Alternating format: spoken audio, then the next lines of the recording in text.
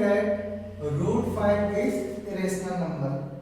तो इसमें सबसे पहले आपको क्या करना है, let be root 5 is rational number, rational number. अगर आपने रूट 5 को रेशनल नंबर अज्यूम कर लिया है तो हम यहां पर लिख सकते हैं root 5 equal to a upon b, where a and b are co-prime number, co-prime number. Co-prime number ऐसे नंबर होते हैं जिनका कोई भी कॉमन फैक्टर नहीं होता, और यहां पर हम ये भी बोल सकते हैं कि b is not equal to 0। b यहां पर क्या नहीं होना चाहिए, 0 नहीं होना चाहिए। अब हम यहां पर क्रॉस मल्टीप्लाई कर देते हैं। रूट 5 की b के साथ मल्टीप्लाई करेंगे तो यहां पर आ जाएगा रूट 5b। 1 की a के साथ मल्टीप्लाई कर देंगे तो यहां पर आ जाएगा a। इसे हम बना लेते हैं इक्वेशन नंबर फर्स्ट। अब यहां पर हम क्या करते हैं, by squaring both side, by squaring both side. तो दोनों साइड हम क्या कर लेते हैं, स्क्वायर कर लेते हैं।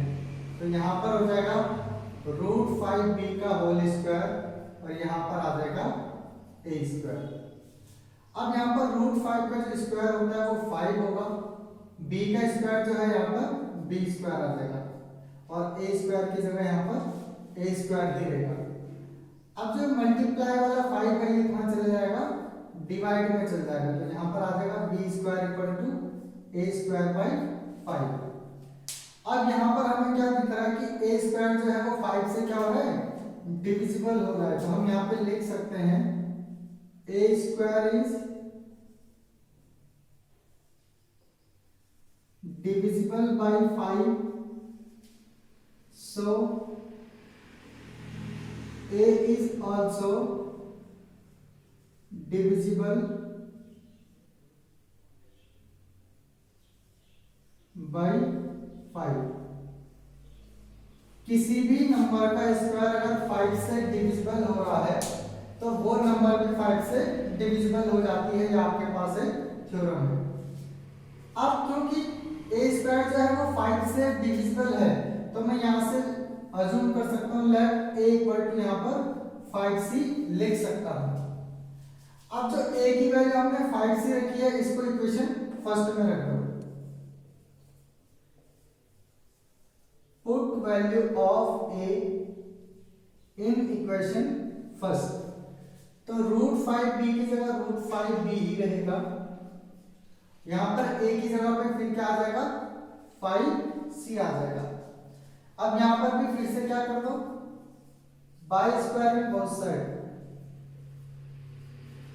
By squaring both side. तो यहां पर आ जाएगा रूट 5b का whole square equal to 5c का होल स्क्वायर। रूट 5 का स्क्वायर यहाँ पर 5 हो जाएगा, b का स्क्वायर यहाँ पर b स्क्वायर हो जाएगा, और यहाँ पर जो 5c का आप करेंगे तो ये होल स्क्वायर करेंगे यहाँ पर।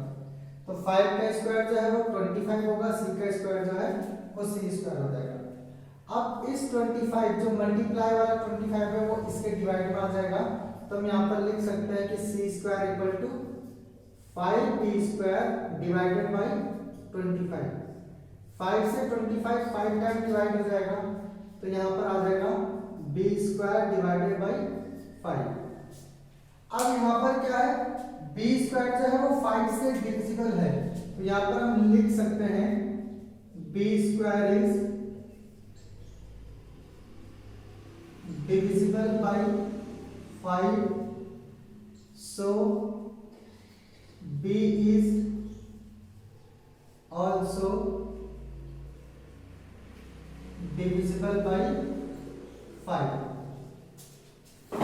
अब यहां पर a भी 5 से डिविजिबल हो रहा है और b b भी 5 से डिविजिबल हो रहा है, तो हम यहां पर कह सकते हैं 5 is common factor of a and b। 5 जो है वो a और b का क्या है, कॉमन फैक्टर है, क्योंकि a से भी 5 डिविजिबल हो रहा है, b से भी 5 डिविजिबल हो रहा है, तो हम कह सकते हैं कि so that 5 is common factor of a and b। और अगर 5 कॉमन फैक्टर है a एंड b का, तो हम यहां पर कह सकते हैं hence a and b are not co-prime number, not co-prime। यहां से हम क्या कह सकते हैं कि a और b क्या है, को-प्राइम नंबर नहीं है। क्यों? क्योंकि a और b दोनों किससे डिविजिबल हो रहे हैं, 5 से डिविजिबल हो रहे हैं, यानी कि 5 इनका क्या है, कॉमन फैक्टर है। और अगर 5 इनका कॉमन फैक्टर है तो a और b यहां पर क्या नहीं होंगे, को-प्राइम नंबर नहीं होंगे। यानी हम कह सकते हैं कि so that our assumption that root 5 is rational is wrong,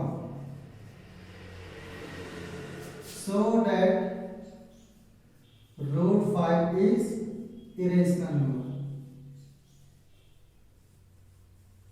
irrational number। तो इसी टाइप से आपने इन क्वेश्चनों को यहाँ पर क्या करना है, सॉल्व करना है। अब वो रूट 5 की जगह पर रूट 3 दे सकता है और रूट 2 दे सकता है, लेकिन उनको सॉल्व करने का जो प्रोसेस रहेगा वो ठीक इसी प्रकार से रहेगा। तो ठीक है, आज के लिए इतना।